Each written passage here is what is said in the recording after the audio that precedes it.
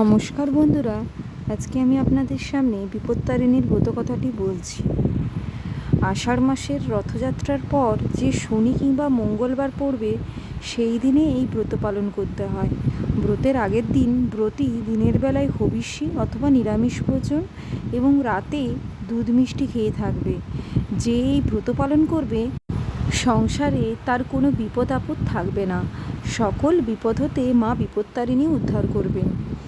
ব্রতবিধান। বৈদর্ভনগর বলে এক রাজ্য ছিল। একসময় রাজা ধর্মশীল সেই রাজ্যের রাজা ছিলেন।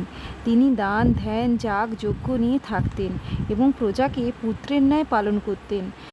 রানী সুরূপাও ছিলেন ধর্মপরায়ণা। তিনি 12 মাস 12 ব্রত নিয়ে থাকতেন এবং সকল জাতের মেয়েদের সাথে মেলামেশা করতেন।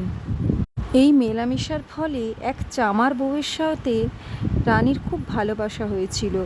রানী চামার বউয়ের সাথে মেলামেশা করতেন। রানী চামার বউয়ের সাথে সই পাতিয়েছিলেন। সই এলে রানী ভালো ভালো খাওয়ার সইকে দিতেন। এইভাবে দুই সইয়ের সুখে দিন কাটছিল। একদিন রানী সুরূপার স্বাদ হলো গোমাংস কেমন তা দেখবে। সইকে তিনি বললেন।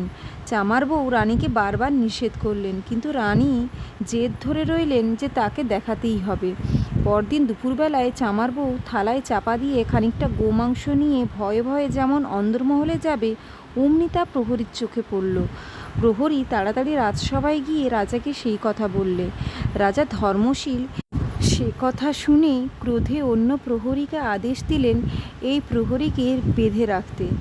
তার কথা সত্য কিনা প্রমাণ করার জন্য তারপরে তিনি অন্দরমহলে চলে গেলেন। রানী সইকে সেই সময় বললেন, সই, ওটা খাটের তলায় রেখে দাও, আমি পরে দেখব।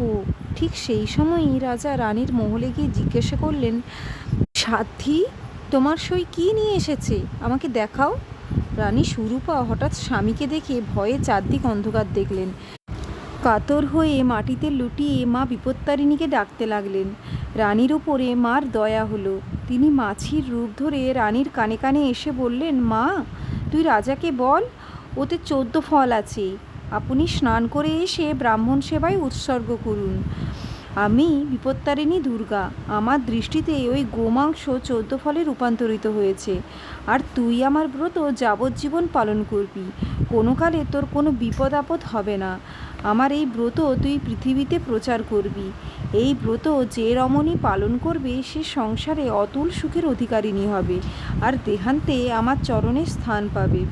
রানী তাড়াতাড়ি উঠে রাজাকে বললেন, স্বামী, এতে 14 ফল আছে, আপনি স্নান করে এসে ব্রাহ্মণ সেবায় নিবেদন করুন। রাজা স্নান করে এসে সেই ফল ব্রাহ্মণ সেবার দিয়ে প্রসাদ গ্রহণ করে তৃপ্ত হলেন। রানী সেই থেকে প্রতি বছর মা বিপত্তারিণীর ব্রত পালন করতে লাগলেন। সেই থেকে এই ব্রত পৃথিবীতে সকল রমণী পালন করতে লাগলো। এটা আষাঢ় মাসের শুক্লা তৃতীয়া থেকে নবমী তিথির যে কোনো শনি কিংবা মঙ্গলবারে, অর্থাৎ রথযাত্রার দিন হতে উল্টো রথের মধ্যে শনি কিংবা মঙ্গলবারে এই ব্রত পালন করতে হয়। এই ব্রতের উপাচারগুলো বলছি।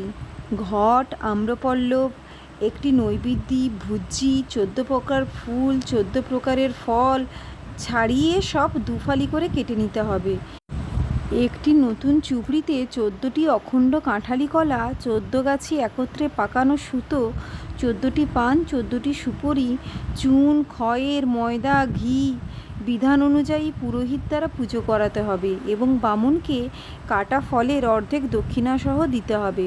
আজকাল বিপত্তারিণী পুজো প্রত্যেক পীঠস্থানে হয়ে থাকে।